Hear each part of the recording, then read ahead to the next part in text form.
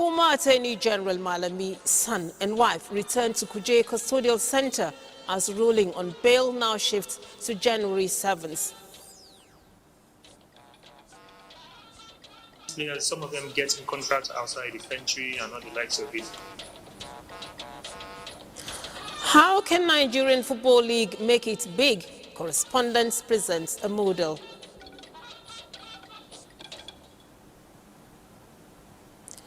Hello and thank you for joining us on the news. I am Lami Ali.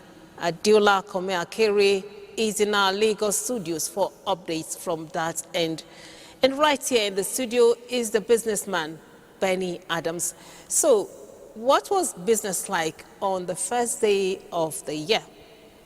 Well, it's a good start into the year as major markets across Africa, from Nigeria to South Africa to Namibia and Tunisia, are in green, giving signs or signaling that investments are going to be better this year, at least for the start of the year. And in the sports corner, Ayodeji Makinde brings us the sports updates. What's new in the world of sports? Well, the round of 16 at the Africa Cup of Nations began on Saturday, just as FIFA has cleared Nigerian referees to participate more in officiating in 2026. All right, let's meet online on nta.ng/live. You can follow us on other social media handles of the NTA, which are displayed on your screen. Now, let's begin with politics. Governor Caleb Mutfwang has formally picked the APC membership card following his resignation from the People's Democratic Party, PDP. He was formally received by the State Executive Council of the All Progressives Congress as the APC Secretariat in Jos. Ndenyang and Deyabagyang reports.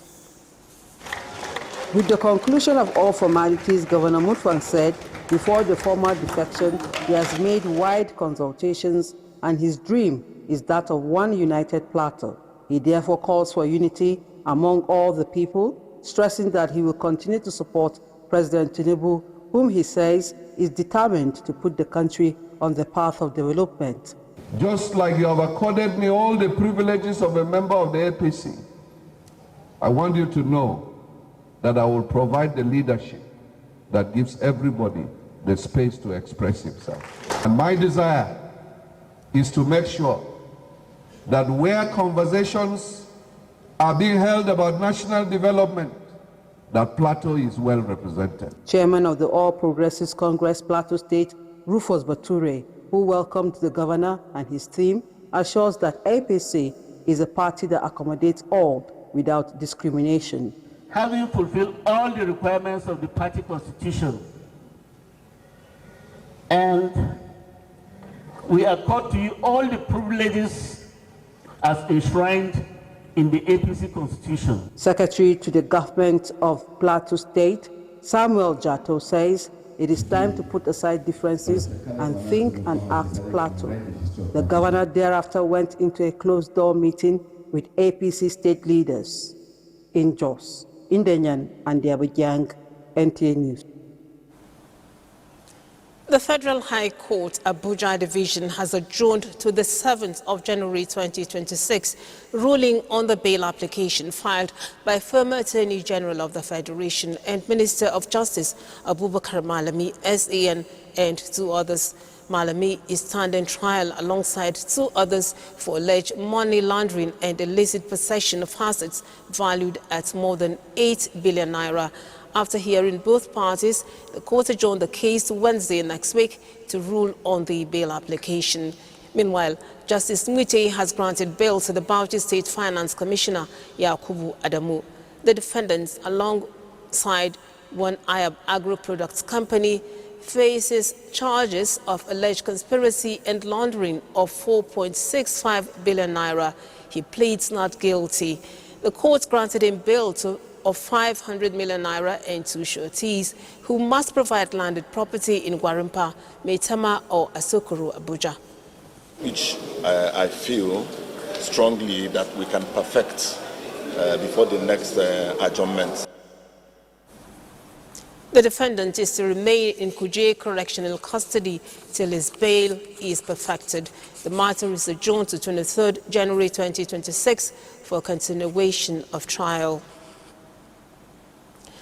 Now, the Ogun State Police Command has arraigned the driver of the Lexus SUV involved in the Anthony Joshua accident case, Adeni Mobalaji Kayode, aged 45, before a magistrate court sitting in Shagamu area of Ogun State. A statement by the Police Public Relations Officer, Ogun State Command, DSP Olusheyi Babasheyi, explained that the defendant was arraigned on 4 counts charge before Chief Magistrate Shomefun of the Shagamu Magisterial Division. The charges include that the defendant drove the said SUV vehicle in a manner dangerous to members of the public, resulting in a fatal accident causing the untimely death of 2 persons, which is punishable under Section 5, Sub 1 of the Federal Highway Act, Cap F 135, Laws of the Federation of Nigeria 2002, applicable in Ogun State. Reckless driving, negligence and being at a speed without care, attention and reasonable consideration for the road users, which caused injuries to the British heavyweight boxer Anthony Joshua, as well as driving without a national driver's license. The Chief Magistrate Shomefun, however, granted the defendant a 5 million naira bail with 2 sureties and remanded him pending when he meets his bail condition. The case has been adjourned to January 2026 for trial. The Nigeria Police Force has suspended the resumption of enforcement of the tinted glass permit policy earlier scheduled to commence on January 2nd, 2026, following an interim court order restraining the exercise nationwide. A statement by the force disclosed that the interim order issued on December 17, 2025, directed the police to halt enforcement of the permit policy pending the hearing and dissemination of the substantive suit until the order is set aside by the courts, in compliance with constitutional provisions and in respect of judicial authority. The force has entered appearance in the matter, filed preliminary objections and formally applied for the vacation of the order. The case has been adjourned through January 20, 2026 for further proceedings.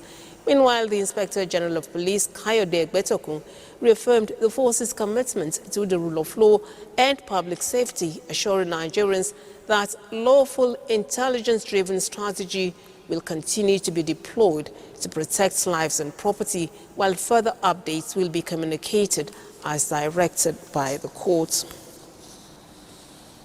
Security was a major defining national issue in 2025 as government's decisions continue to reshape strategies against insurgency, banditry and other criminal elements. Defense correspondent Ismail Musa takes us through how government efforts synergize with security agencies' operations in 2025. Throughout the year, the federal government demonstrated commitment to national security. These coordinated efforts maintained pressure on criminal groups, leading to operational successes. This commitment was reflected in the 2025 budget, with 4.19 trillion naira allocation, one among the highest in Nigeria's defense history. High points that shaped security architecture in 2025 includes the arrest of top Ansaru terrorist group commander. The group was first formed in January 2012 with a public declaration in Kano. It emerged as a splinter faction from Boko Haram, positioning itself as a humane alternative. However, its stated aim quickly turned into attacking Nigerian security agencies. The appointment of new service chiefs and the return of General Christopher Musa as the Minister of Defense. We do not have time. We are going to continue to hit the ground running. We must respect the human rights of Nigerians. Our loyalty is to Nigeria and the Nigerian people. Shedding of innocent blood is over. Our children should be able to go back to school. Our farmers should be able to go back to their farms. We must address these issues on ground. And with the support and prayers we're getting from all Nigerians, we cannot fail. At the heart of government action was the acknowledgement of a critical gap in manpower. In response, President Bola Tinubu approved annual recruitment of 50,000 police officers and 24,000 soldiers to reduce the deficit and reinforce frontline security nationwide. Another decisive reform was the withdrawal of police officers from VIP protection duties, replacing them with personnel from the Nigerian Security and Civil Defense Corps. The objective is to redeploy trained police officers to communities, highways, and crime-prone areas where they are most needed. Similarly, the introduction of forest guards to sanitize the nation's forest, ungoverned space providing hibernating ground for criminals. The Minister for Interior should liaise with IGP and the civil defense structure to replace those police officers who are on special security duties, so that you don't leave people exposed. NSA and DSS to provide further information and form themselves into a committee and review the structure. As the year closes, the federal government is to acquire 24 fighter jets to boost the nation's air power. These reforms are a clear shift from reactive response to strategic proactive strategies focusing on people-centered security. In Abuja, Ismail Musa, NTA News. The federal government is projecting robust investment in renewable energy in 2026 in order to consolidate on the milestones recorded and increase access to clean and reliable power supply in the country. Director General of the Energy Commission of Nigeria, Dr. Mustafa Abdullahi, in a statement, acknowledges the support of President Bola Tinubu in accelerating the implementation of energy reforms, which have catalyzed investment in the renewable energy subsector, thereby positioning Nigeria strategically as the renewable energy hub of Africa. He says the federal government is committed to tackle the challenge of power supply with renewable energy identified and adopted as an alternative source of supply, especially for unserved and underserved communities, with the Energy Commission of Nigeria as the implementing agency for the Renewed Hope Solarization Program and other interventions to achieve energy efficiency. The DG restates the commitment of ECN to unlock opportunities in the renewable energy value chain for job creation, sustainable development, and improved energy access for all Nigerians. The DG of the Energy Commission assures that more communities have been mapped out for solar connection. The Federal Fire Service entered the new year on full operational alert, responding to multiple fire incidents across the country within the first hours of 2026. In a statement, the Service Public Relations Officer, Paul Abraham, says the swift response follows a December directive by the Controller General, Samuel Olumode, placing all firefighters on duty throughout the festive period. In Abuja, firefighters responded at about 23 minutes past midnight to a fire outbreak at Cake Hut Restaurant in Wuse. The fire was contained through joint efforts with the FCT Fire Service, with no casualties recorded. Property valued at about 1.5 billion naira was saved, while losses were estimated at 500 million naira. Preliminary findings links the incident to objects thrown during New Year celebrations, reinforcing warnings against fireworks and open flames during the Harmattan season. The service also confirms fire incidents in Lagos, Imo, Gombe, Kwara, and other states. In Yenokwa, a residential fire claimed the life of an 11-year-old child, with investigations pointing to an unattended candle. The Controller General commiserates with affected families and again urges Nigerians to avoid fireworks and candles indoors, unplug electrical appliances when not in use, and report fires promptly to the nearest fire station. The federal government of Nigeria has commiserated with the government of Switzerland over the tragic fire incident at a ski resort which claimed dozens of lives and left several others injured. A statement by the Ministry of Foreign Affairs indicates that the incident occurred in the early hours of January 1st as the popular La Constellation Bar, one of Switzerland's most exclusive locales. The Minister of Foreign Affairs, Yusuf Tuga, has conveyed heartfelt condolences to the government and people of Switzerland while extending sympathies to the families of those that lost their loved ones. He also wished those injured a speedy and full recovery. And from Lagos comes the report that the State Governor Babajide Olusola Sanwo-Olu says he will take tough but necessary decisions to prevent the rise in cases of fire and building collapse in the state. The governor stated this while inspecting the Great Nigeria House 22-story building that was gutted by fire and collapsed 10 days ago. He said the integrity of the portion of the building which is still standing cannot be guaranteed, resulting in the delay in the commencement of excavation to clear the debris. He instructed the Lagos Building Control Agency to, as a matter of urgency, clamp down on substandard buildings responsible for the continuous building collapse and fire disasters. While commiserating with the families of the victims, the governor solicited the cooperation of federal agencies and other multinational companies for technical expertise in bringing down the building for immediate commencement of excavation.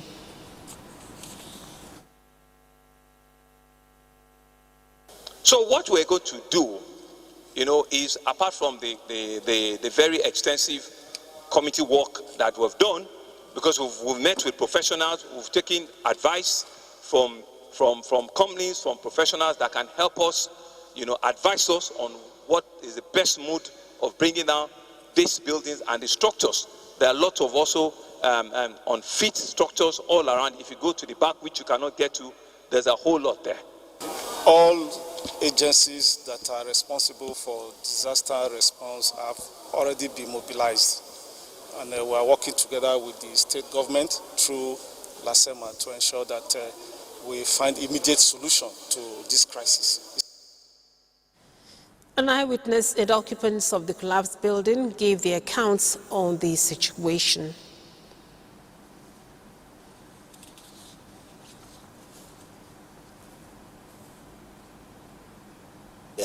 Two plaza that there was the building collapse on top of it. There were some people that serving their market. From there, fire catch for that place again. Then this front one collapsed on the front. Affected this one, they affect the mosque. We have many lives lost. We are not talking even about properties, we are talking about life. Even some of our friends and our brothers, even they are already evacuated some people there, but many are still there. 8 bodies have so far been pulled out.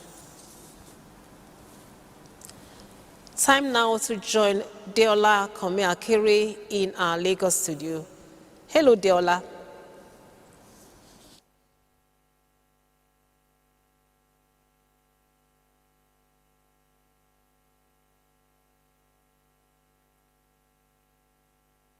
Lami, good to see you. Happy New Year to you.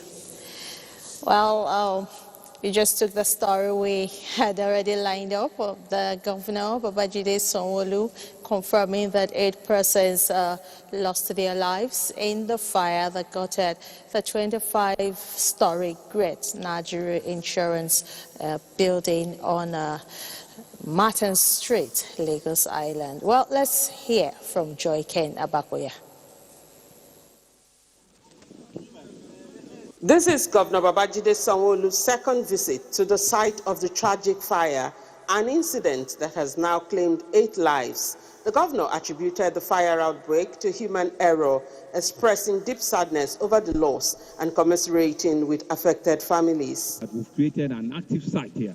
We have LASEMA here, we have NEMA, Federal Emergency Agency, we have LAPCA, we have CBD, we have the police, we have DSS, we have every of our first responders are still active on site, and all of them are still here reviewing. Declaring the area unsafe, Governor Babajide Sanwo-Olu warned residents and traders to stay away from the site ahead of a phased demolition. He urged traders to always prioritize their lives over property during emergencies, noting that some victims returned to retrieve goods after initial evacuation. This is still very, very unsafe site, extremely, extremely unsafe site. And government will not shy away from taking its responsibility. We will not sit back and let people come and advise us or explain what we need to do. Like we said, life has been lost, and properties have been lost, a whole lot of livelihood has been destroyed. The reasons, we are still investigating the reasons. But one of the things that I said when I came 8 days ago is that we know that there's been a lot of recklessness and there's been a lot of carelessness. Meanwhile, the Lagos State Emergency Management Agency, LASEMA, has established a help desk at the site to document missing persons, as Martin's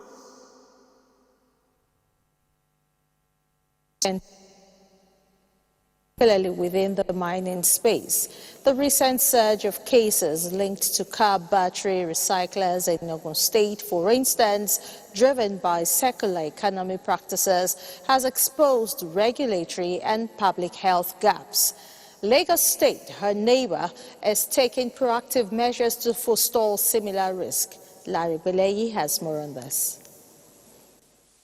To establish a circular economy to boost the nation's socio-economic growth. Rules and regulations must be laid down, enforced, and followed strictly by mandated agencies. The recent lead poisoning in Ogun State from battery recyclers who use unsafe manual recycling methods leaves a bitter taste in the mouths of many Nigerians. Billions of cars coming into Nigeria are using lead acid recycling lead acid. Because majority of them are second-hand vehicles, they have a very short life. So these batteries becomes waste within a very short period of time. Within 1 to 2 years, they're already waste. We need to have a receiving system, a recycling receiving system. You used to see batteries being thrown out, but now you don't see it being thrown out because even the wires and all that are collecting them and giving them to these people to recycle. But the process of recycling is not appropriate. Lagos State has its own share of environmental challenges and is looking into circular economy to solve some of them. As an industrial state like Ogun, are there proactive measures not to make lead poisoning occur in the state? There were 1 or 2 of them in Lagos. We moved them out because of the intensity of their pollution. And what we've done in the past few months is to install monitors, air quality monitors, from where we can catch evidence of lead pollution. We can catch evidence of particulate matter in air, and then we can immediately swing in, test it, and see if it contains lead or any other material that can be immediately hazardous to people. LASEPA states further that the collectors of these batteries, though their activities hasn't any environmental challenges, nevertheless, they are being closely monitored. In Lagos, Larry Beleyi, NTA News. And those are the reports from... Well, it's time to talk business. Tonight on Business, we bring you 2026 5 most significant stories that carry the greatest impact for the continent's fiscal and geopolitical landscape, starting with Nigeria, where the transformation of the FIRS into the Nigeria Revenue Service, that is the NRS, and the implementation of the Nigeria Tax Act 2025 represent a massive shift in how Africa's largest economy collects revenue. This includes the sender pays 50 naira stamp duty and new levies on electronic transfers, aiming to simplify tax collection while aggressively expanding the nation's fiscal capacity. And in a significant shift from the aggressive hiking cycles of 2025, Africa's major central banks have resorted to monetary easing, with Ghana leading the continent with a massive 1,000 basis points cut, followed by Egypt cutting rates by 725 basis points throughout 2025. And Nigeria made its first interest rate cut in 5 years, which is 50 basis points. This signals a continent-wide transition from fighting hyperinflation to attempting to stimulate the economic growth. And looking at Ethiopia, it's gold versus currency devaluation, where Ethiopia is currently a study in economic extremes, where it secured $340 million to develop the Tulukapi gold mine, positioning it as a major global gold player by 2027, possibly. Its currency, the birr, has crashed to become the third weakest in the world, a 15% drop in 2025, highlighting the painful shock therapy of IMF-required forex liberalization. And not just Africa, we're talking about the relationship between Africa and China, which has solidified its influence throughout three major strategic moves. Talking about the Taraza Railway, a $1.4 billion investment to modernize the 1,860-kilometer rail link between Tanzania and Zambia, are crucial for exporting green minerals like the cobalt. And still looking at South Africa, South Africa has also signed a military deal, which is worth 241 million rands agreement to upgrade the South African military infrastructure, which has sparked significant sovereignty debates. And back to Ghana, Ghana has shown a remarkable recovery trajectory by paying an additional $709 million to Eurobond holders, totaling $1.4 billion in 2025, and announcing its intention to exit the IMF program. Ghana is signaling to the global markets that its debt restructuring is working. This is bolstered by its new virtual set act to regulate 10 billion cryptocurrency market, the first major move of its kind in West Africa. And looking at the markets, talking about the stock market in Nigeria, the Nigeria equities market ended the first trading day of 2026 on a bright note, with the benchmark all-share index increasing by 0.57%, driven by sustained interest in Alex, Fitson, and Access Core, among others, with 52 gainers led by ABC Transport against 10 decliners led by RBBDS. Investors' wealth increased by 561.55 billion naira, which means investors in Nigeria's capital market went home today with 561 billion naira. Same can be said of South Africa, JSE top 40 with 0.23% gain. The Namibia NSX overall index also up by a whopping 19.1%, being the strongest in the continent as of today. Then Tunisia Tune Index was a bit down by 0.80%. That is it on business on the first day of trading. Lami, I'm waiting to hear that you're buying shares in Nigeria's stock market this year. All right, Benny, we hope that 2026, many people will continue smiling to the bank. Including you. All right, thank you. Yeah. Now, from Gombe comes the report that the state government has honored the memory of the 7 journalists whose lives were tragically cut short last Monday following a fatal crash. Abbas Mikun reports that 2 million naira was given to each of the 7 deceased family. Let's take the story. Accident. Gombe state government has stood beside the families, supporting rescue efforts, coordinating evacuations and assisting with funeral arrangements. Each of the bereaved family has just received 2 million naira to ease the pain and hardship that follows such a devastating loss. Whatever that we do, we will only be saying, look, we are symbolically with you. We cannot pay for any life loss. From the day we got the information of the accident, no doubt His Excellency has shown that he's a leader. I will remain grateful to him and to the entire executive under his administration. Some commissioners and senior government officials united in solidarity with the families and in the commitment to protect those who tell our story. NTA is highly appreciative for what has been going on from the day one. We cannot thank you enough. You have done everything for us.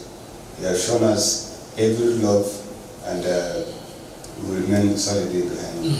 Throughout my years of service, almost 30 years, I have never witnessed where a government came in so quick, so sharp, so fast from the one. May this support bring some comfort, and may the lives of these journalists be remembered for the dedication they showed to truth and the community. In Gombe, Abbas Mekano, NTA News. Now, if only every individual privileged enough to hold a place of influence or comfort in society would pause, look around, identify a need and make a sincere effort, no matter how small, to fill the gap, then truly our society would begin to shift from brokenness to healing, from despair to hope. This is the spirit embodied by Susan Levy-Debem, a woman who didn't wait for grant funding or global applause. Instead, she opened her heart and eyes to the widows around her neighborhood, women silently shouldering pain and loss, often forgotten by society. What began as an act of kindness has since grown into a movement of hope. Momso Demiandati says these women have a renewed sense of purpose. They are reclaiming their dignity. Let me add here that this report is brought to you courtesy of Solution Journalism Initiative. Van died 27. So my sister carry me come Abuja 28. Say make I no go suffer for village. Carry me and my children, 7 children. I can't get small money where people dash me. I carry the roast corn. One moment, a woman is a wife. The next, she is a widow. And all too soon, life becomes dim, and sometimes the light goes off altogether. She becomes the widow. A title heavy with sorrow, stigma, and all too often rejection. In many Nigerian communities, a woman doesn't just lose her partner, she loses her place in the society. Suddenly, in-laws arrive, not with condolence messages, but with claims. Property is seized. Access to the family home is blocked. Some are thrown out, accused of killing their husbands through witchcraft or negligence. We just noticed that some women have lost it because they lost their identity, because they lose their husband. According to the International Federation of Women Lawyers, FIDA, and Widows' Rights International, Nigeria is home to over 15 million widows, a vast population of women, many of whom live in extreme poverty and social isolation. Research shows that the highest concentration of vulnerable widows are in northern and southeastern Nigeria, where patriarchal customs are deeply entrenched. Here, widows are routinely denied their rights to inherit property and with no safety net from any constituted authority. For these women, the law is a promise on paper, not a shield in practice. Yet in a quiet corner of Nigeria's Federal Capital Territory, change is taking root. Susan Levy-Debem is offering not just empathy, but empowerment. Her vision is clear. Widowhood should not mean solitude or the end of a woman's life, but the beginning of a new chapter filled with purpose and resilience. For the past 5 years, she has worked alongside these women, not just holding their hands through grief, but lifting them toward a brighter future. I did my place where they roast corn. This mommy, come buy corn. Come meet me there. Say you need something when them they do for widows and orphans. So I came. Since that time, the thing when they do for me, now God go bless them. Susan has reached over 1,000 widows. She educates them on their rights. She also equips them with skills for survival. She calls someone to come and teach us 1 or 2 things, like as in how to bake and how to make soap and liquid soap and other things. Giving us a training that will help us to get money to feed our children. She has been there paying children's school fees. She has been there helping us in many ways. But even beyond the widows, Susan's work extends to women who have been abandoned by their husbands. I came to Abuja myself when I was 9 years. I met the father of the children, and because I have nowhere to stay, I went ahead and stayed with him. That's when I have this boy. He abandoned us. I keep on squatting everywhere. The moment she heard that issue, she found me. She was the one that used her car to be looking for a house. She found the house, she paid. For Susan, it hasn't been all rosy, as she has faced thorns along the way. The challenges we meet is that we have little resources that we can get to all of them. and we're trying to see how we can expand and, make sure that we get them stable. Government can step in such places to support these widows. We can direct them to the rightful ones that really need these things. Susan's work reminds us that behind every widow, statistics is a name, a story, and a strength waiting to be rediscovered. But for many widows in Nigeria, thanks to women like Susan, the journey has finally begun. In Abuja, Momso Damien Ati, NTA News. And thank you, Momso, for bringing us the story. President Bola Ahmed Tinubu congratulates Matthias Dewasi Biwan, a respected administrator and illustrious son of Benue State, on his birthday, noting his life of purpose, service, and impactful leadership. A statement by the Special Advisor to the President on Information and Strategy, Bayo Ononuga, indicates that President Tinubu describes Biwan as a dependable party stalwart and a community leader, principled and consistent in defending party ideals and in strengthening grassroots structures to foster unity, empowerment, and overall development. The President wishes the celebrants renewed strength, wisdom, and opportunities to serve Nigeria and the All Progressives Congress at even higher levels. We take another break, and our sportsman, Ayodeji Makinde, is here. Ayo. Oh, thanks so much. It's always good to see you all. Let me say Happy New Year to you, but let's begin the sports with this good news, because FIFA has released Nigeria's international referees lists for 2026, with 30 Nigerian match officials granted approval to officiate in international competitions across various refereeing categories. Now, the annual list issued by World Football's governing body comprises referees and assistant referees who have satisfied FIFA's rigorous standards and are certified to handle international fixtures under CAF and FIFA assignments.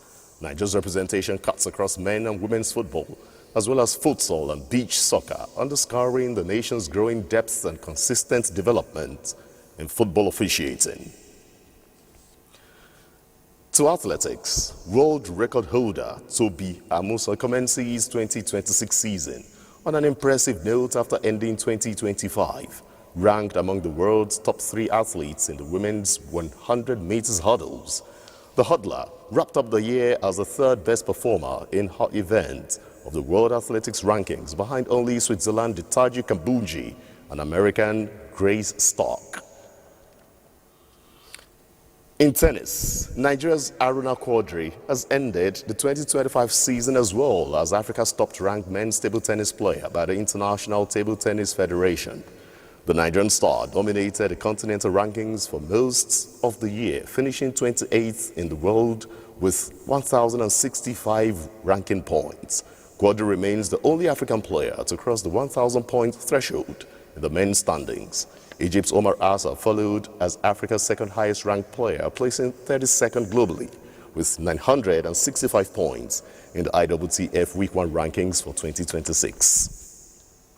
Elsewhere, peace in Nigeria and the world over was central as members of the Santa Gidio took to the streets of Abuja for their maiden walk and jog exercise. A reminder of the role of peace in nation building, national and global development. The Santa Gidio community consistently engages in human capacity development across correctional centers, internally displaced persons camps, and vulnerable people. The English Saints of Jails has its formation rooted in Rome, Italy, with extant focus on prayer, the poor, and peace in Nigeria. Okay, that is going to help our nation, that is going to help us live as one, as building a country that is meant for everyone. All right, so peace everywhere, and of course here in Nigeria in the year 2026. And that's your sports. It's back, of course, to Lami. Thank you so much, Ayo. Now, from Europe to Asia, Australia, and South America, Nigerian footballers reign and stand tall. But what is the situation looking like back home in Nigeria? Now, we all know football is big business, but how does this translate to economic gains and human capital development for Nigeria? Daniel Aderie in this report delves into the talent gap in the football world in Nigeria and how a Nigerian is turning lemons into lemonade as captured in the bold efforts to change the narrative surrounding our local leagues. This report is brought to you courtesy of Solution Journalism Initiative. Well, that report is still being packaged and it will come to you subsequently. Saturday's weather forecast is next. And that does it on the news on this first Friday of 2026. Compliments of the season. I'm Lami Ali. Do have a good weekend.